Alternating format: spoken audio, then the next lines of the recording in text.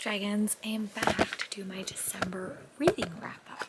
December is one of those months that I feel like I never have any really standout books because I'm trying to wrap up a lot of content ideas. Like, I read a lot of books for the Goodreads Choice Awards, I read a lot of holiday romances, I read some really thick books, and I really didn't have anything stand out. The only book that really stood out to me are the two books I'm going to chat about in this vlog, and one book that I wound up counting for 2024 because I loved it so much and it was not going to make my top reads of the year list. So let's just get into it. First, I'm going to do my stats because I'm a stats girl, and I just find them interesting. Also, all these stats are based on Cassidy's spreadsheet, which I'm going to use in 2024 as well. But I read 17 books in December. I read 6,440 pages. My average page count a day was 207. Definitely a little bit increased because of my two chunky books I'm going to go over. My average page count was 378, which is definitely an increase for me. My most read genre was YA fantasy, which is not surprising. I read 7 books with wrap. I read 9 from authors I read before. I had no 5-star reads. I had 2 4.5 stars, which came pretty close. I had 8 4 stars, 3 3.5 stars, 2 3 stars, and I think that's it. Yeah, and then and my average rating was a 3.79. I read 16 new releases. I read 2, and I read 1 backlist. So most of these came out this year. I read 4 physical, 2 audiobooks, 9 mixed media, 2 ebook, which was pretty good. 2 ebooks I am impressed with myself for. And I read 5. I started 5 series. I continued in 1. I completed in 2. I caught up in 2. And 7 of these books were standalones. I also read 1 ARC, 4 from Audible, 0 from KU, 6 from the library, 0 from NetGalley, 5 owned, and 0 from Scribd. I do have Scribd now. My dad gave it to me for holidays, so I will start using those in my stats. I read 2 YA contemporary, 3 YA fantasy, 2 fantasy books, 3 romance, 1 contemporary, 2 mystery, 2 YA thriller and horror, and 2 graphic novel for my stats. So very much a mixed bag reading month. So yeah, the first book, actually I don't know what happened to that book. I'll try to find it. But the first book I wound up finishing for a Goodreads Choice Award project that, I'll be honest, did not go exactly the way that I planned, was Imogen, obviously, by Becky Albertalli. I picked this book up in Italy and I just read it really quickly. It's been a bit since I read a YA contemporary. I read a few this month and I just miss this genre because it's so fun, so lighthearted, definitely focuses on discovery. The reason this book just did not get 5 stars, definitely like a bisexual story, I will say that, and she kind of goes to visit her best friend at college, but her best friend has lied and told her friends, because her best friend's openly gay, or openly bisexual, I can't remember, that she is actually bisexual and she's not, but she has this awakening, and it was just very compelling. The reason this, and I love books about self-discovery, they're very fascinating. It also reads a little bit older because it's definitely a college-based story. It's definitely a coming-of-age story. The reason this book did not get 5 stars like most of Becky Albertalli's previous books is I didn't feel that connected to the characters in this story. I liked them, they were fun, but they didn't make an impression on my heart. So, but I gave it 4 stars. I enjoyed it, just not a new favorite. So the next 2 books that I read probably should have been 5 stars, but I was reading them in such a long time, and I think the storybook missed its mark a little bit. So Chain of Thorns by Cassie Clare got 4.5 stars. This is the final book in the Chain of Thorns series, or the Last Hour series. I liked it. I like seeing all the characters again. I like seeing how their stories wound up. I liked seeing potentially how this book will impact the rest of the series. There was definitely some heartfelt moments. I definitely want to take my time and reread this story in the future, when I'm not rushing, but I did like it. I gave it 4.5 stars. I think it was not my favorite book in the series, but I love these characters so much, and I really liked it. I'm really glad I voted for it in the Goodreads Choice Awards. It did not win, but I think that Cassie does such a good job at kind of filling out the Shadowhunters world, and this story has always made an impression on me. But I struggled a little bit with the pacing. It was very long, and I almost think a cup of it could have been like cut out a little bit and made the pacing a little bit sooner. But I also feel like, unlike other ends in the Shadowhunter series, this book was a servant to the story and not future stories, which I did like, because I felt like when you wrapped up Heavenly Fire, I felt like it was just a future story. Like, it really just cared about like future books. It didn't really pay homage to this. This, I felt like, really paid homage to itself, and I did like that, so I gave it 4.5 stars. I also picked up Cassie Clare's adult book, and I love this book. I thought this book was great, and I think I am just a fan of Cassie Clare's writing style. Like, I like her writing style. People don't like it, but I do. I think she writes a very digestible world, and I really like it. I will read anything she writes, like whether it's, you know, Shadowhunters or not. I think the next series she's going to do is going to be her final foray into the Shadowhunters world. But this is a book that follows Kit O'Cal, and he is basically made to be a sword catcher, which is basically the prince's bodyguard. And then you have Lynn, whose only goal is to be a female physician, which is very, very frowned upon in their society. And their paths cross when Lynn has to save the prince from an unexpected injury, and things go from there. And I really like this book. I think that if I just had powered through and got the audio, like got the Kindle book, I would have read it a lot quicker. That is kind of what I say about both of these books. I am going to let myself just buy them on my Kindle if I need to, because I hate lugging books like this very, very big to work. So these books probably should have been 5 stars, and they were probably really, really close to being 5 stars. But my reading experience was hindered a little bit. But yeah, overall, solid reads. I really, really enjoyed them, and I'm excited to see what Cassie Clare writes next. Shadowhunter or not. And then the next book that I read was a bit of a miss market, I think, and a little bit of a disappointment. And that is Love Holly by Emily Stone. I had to read this for the Reindeer Readathon because I had to have a book that had Holly in it. This, I felt like, was mismarketed more as a, I think this is more of a women's fiction book and less of a romance, but it does have a romantic subplot. But you follow this main character named Holly, and you see her in like the past, and she's with her sister. They're going to their parents' like party, and a horrible accident happens that changes her life forever, and she's kind of isolated from her family because something happens with her pregnant sister. And you kind of see her 3 years into the future, and she's writing this like letter to a dear like John letter, where like kind of giving someone comfort for the holidays, because she's also by herself, and she winds up getting attached to this small town and this woman, and she winds up becoming reconnected with a man she met the night that the accident happened in the small town. And I liked it. I thought it was fun. I think that if I went into it expecting a comfort women's fiction book, I would have been okay, but it was a very, very slow read, and it was really not about Christmas. It was more about like a whole year in these characters' life. So I think the Christmas vibes got me lost a little bit. It did unexpectedly go to Venice, which was really, really fun. But if you're going and looking for a holiday read, I would not pick this one up. If you're going looking for a slow burn romantic story with a lot of found family and self-discovery and a lot of grief talk, I would pick this one up. But definitely not the holiday romance that I was wanting. That is why I picked up the audiobook for that midway through, just to kind of get through with it. But I did like it. Oh, I think I don't know where the other book one is. Oh, that's okay. Sorry, I posted a lot of books on Pango, so now I don't know where they all wandered off to. But I also picked up a copy of, or also read, The Xmas Holidays by Zoe Allison, and I really, really like this book. This book takes place in the Scottish Highlands. It's about Maya and Sam, and they wind up having to work together at this ski chalet after Maya is broken up with and goes back home, and it becomes a hate to more romance, or a friends to enemies to more romance. And I loved it. I loved this ski. This was probably the funnest setting that I had. I like the hate to strangers to more dynamic, or friends to strangers to more dynamic, and it was fun. It was a fun setting. I think I'm definitely gonna like book 2 in this series, so I hope that it gets picked up, because I think it had like the peek in the bag, which is the wedding engagement, which follows a main character we met in here, and it was a fun time. Was it my favorite holiday romance? No, but it was a fun time, and I'm glad that I picked it up. And then the next book that the next couple I don't have physical copies of, so I will have to attach a photo. But the next book is The Dark Descent by Kayla Josephine. I will attach a photo here. This is a book that I was a little bit disappointed by.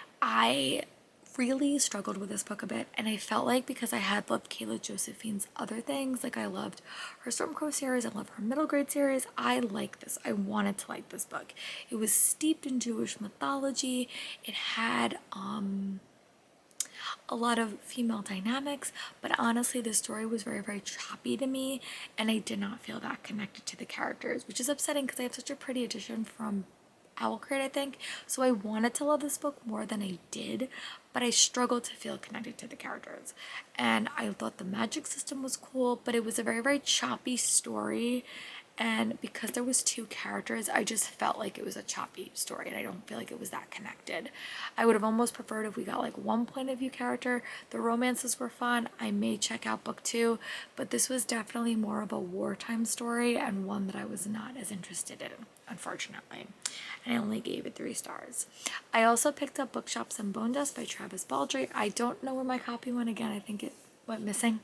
But I wound up giving this book 4 stars for review.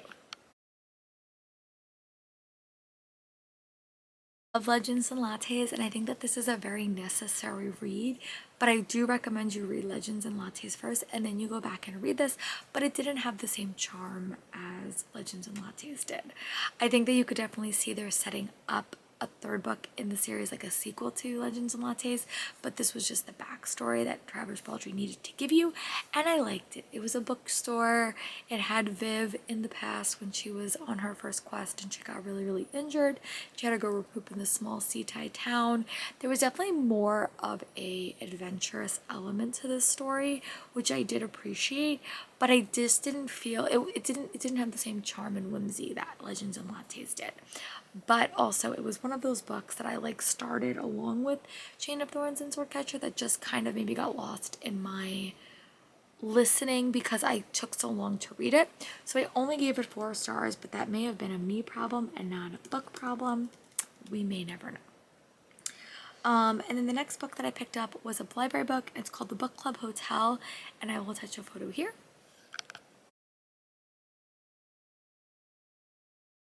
And this is a women's fiction book about 3 women that go to this small English, I think maybe it's not English, but this small hotel for Christmas, and you follow 3 best friends and a woman, a young widow that's running this hotel, and their paths cross, and you follow all the main characters as they kind of start to get their lives together. The young widow is dealing with a lot, and these 3 women have a very, very complicated dynamics. But I did enjoy it. It was fun. The setting was great. I enjoyed it. It wasn't my new favorite story, but it was a perfect, like, holiday read. Like, I really liked all the elements. Definitely older characters as well, but there was a nice balance with the younger character, and I just enjoyed it. I gave it 3.5 stars, and I would like to read more by this author in the future. And then the next book I picked up by Jacqueline Frost was Stalking Around the Christmas Tree, which was a cozy mystery, and this is so far the final book in the series. They may have more, but this is the final book that's currently out. This book I didn't feel that connected to the mystery. I felt like because it was people outside the story, like basically this whole story takes place on a Christmas tree farm, and the main character comes back and she's running this Christmas tree farm with her family, and this book didn't have quite the same charm as the previous books in the series, and I felt like because we didn't know any of the people that were like involved in the mystery or the murder mystery element, it was hard to get attached to them. I will say that. So I only gave this one. My battery died, so I don't know where I left off, but I did want to say I like Stalking Around the Christmas Tree. It was not our new favorite just because I felt like we had to learn so much about the characters and we didn't really learn that much. I didn't feel that connected to them. That is why the mystery didn't hit as much, so I only gave it 3 stars. The next book that I read that I also don't have a physical copy of, but I really enjoyed, probably my favorite contemporary, probably my favorite adult romance I read was A Little Magic by Sarah Lanza. I will attach a photo here, or Lindsay, I think her name's Lindsay. I'll attach a photo here. This book was just a fun read. Like, I thought this one gave me perfect holiday vibes. We basically follow a main character that is dealing with a chronic illness, and she's kind of very isolated from her family. Her family wanted to keep her in a bubble, so you also follow her in the present as she is working as this company, just kind of going back to this Christmas tree farm where she unexpectedly runs into her old flame from when she was younger, and then you kind of see them in the past as they're kind of bonding.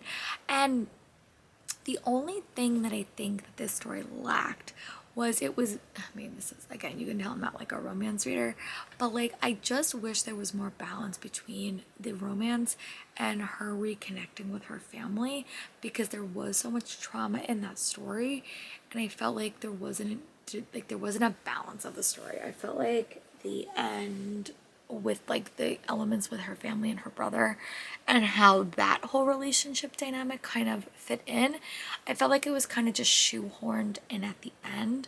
But vibes, the romance I loved. I just wish there was a bit more of a balance for the story, because it felt like that part got a little bit shoehorned at the end, and I didn't love it as much, just because I felt like it was more of like, oh, we have to give her a happily ever after.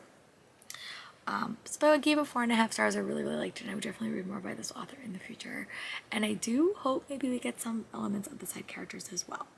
The next book I read, I also don't have a physical copy of. It was an audiobook, but I picked up Sugar Plum Poison by Jen McKinley, and I gave it 3.5 stars. This is book 14 in the Sweet Bake Shop series. I don't know the actual name. I liked it. Again, it was another like murder mystery that had to do with dancing, which was just weird because I literally had just read Stalking Around the Christmas Tree. But I came in so far into the series. It was another series that like, it was a quick listen. I was doing it when I was doing my diamond painting, but the characters didn't make that much of an impression on me. The mystery didn't make that of an impression on me. But I did like it. I gave it 3 stars. I had read Summer Reading by Jen McKinley previously in the month or the year, and did enjoy it. This was fun. I definitely want to go back and read the first book in the series if I'm able, and see if it's on my Hoopla. So that's where I got this book. I also got it from the library as well. And the next book that I read was 8 Days and Nights by Besley Aldred. This was a Jewish story about a main character who winds up going to her grandma's Texas town to celebrate Hanukkah, and she gets snowed in, which is just funny. And she meets a boy at like a kosher bakery, I think, and they wind up, he kind of is trying to convince her the beauty of Hanukkah. It kind of gave me 10 Blind Dates by Ashley Elston vibes, but for the Hanukkah set, and I liked it. It was a fun read, definitely my favorite YA book I read, because it just was fun. It was quick. Definitely, like, I like those paperbacks that they actually have. So it was a fun read. I liked it. I gave it 4 stars, but it didn't make that much of an impression on me. And then the next book that I picked up, actually I wound up selling this one on Pango. Not that I didn't like it, I did like it, but I knew that people were really on the hunt for the hardback. So I ended up reading Little Thieves by Margaret Owen.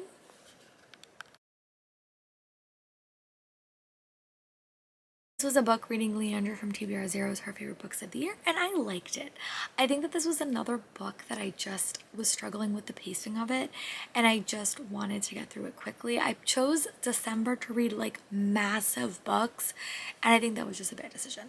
But I did like it. I liked the story. I really am excited to read Painted Devils, because there was a character that we met in book 1 that I like loved, so I like the dynamics. Everyone loves it, and I just think it didn't hit as hard for me. But it was a very fleshed out story. It also has a lot of fairy tale-esque elements, which I normally like, so I liked it. I'm not going to talk too much about the summary because I think it's a little bit complicated, but you basically have this girl whose godmothers are Death and Fortune, and she determined to kind of make her own way in the world, and the story is how she gets her own way. I gave it 4 stars. It was fun. I do want to check out Painted Devils in the future. And then I did a bit of a thriller kick. I read Relying in the Deep by Diana Urban, which I gave 4 stars to. I have really liked all of her books, and this was definitely a unique one. I enjoyed this story a lot. It had some unexpected twists and turns that I did not see coming. I was captured. It was a quick listen and a quick read, and I didn't see where the story was going, but I really did like the characters. I just felt like, because we had met all the characters so quick, again, I didn't feel that connected to them, but I did like it, and I gave it 4 stars.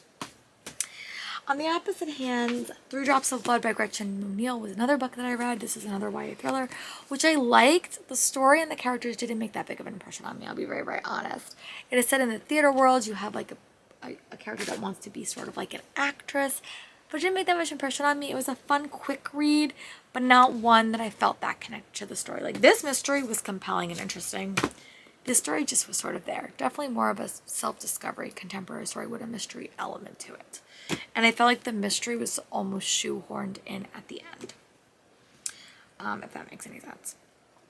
And then the last 2 books that I read in the month were 2 graphic novels from the Babysitters Club series. I read Stacy's Mistake and Claudia and the Bad Joke. I will touch the photos here.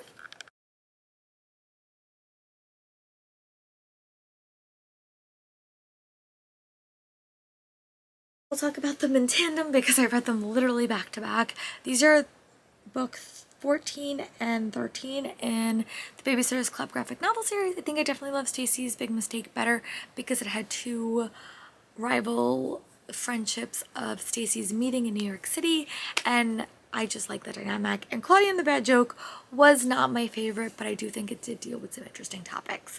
I also wanted to talk about quickly about my DNFs that I had, just because these were some Christmas romance that just didn't work for me. Kingdom of Sweets by Erica Johansson, I just could not get into, unfortunately. And also A December to Remember by Jenny Bayless. I just wasn't in the mood to read. So yeah, that is my wrap up. Very, very quick. There was a lot of books. Thank you for staying with me.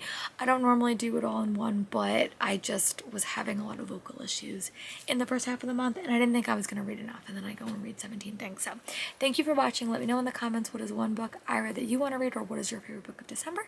I would love to know, and I'll talk to you guys soon. Bye.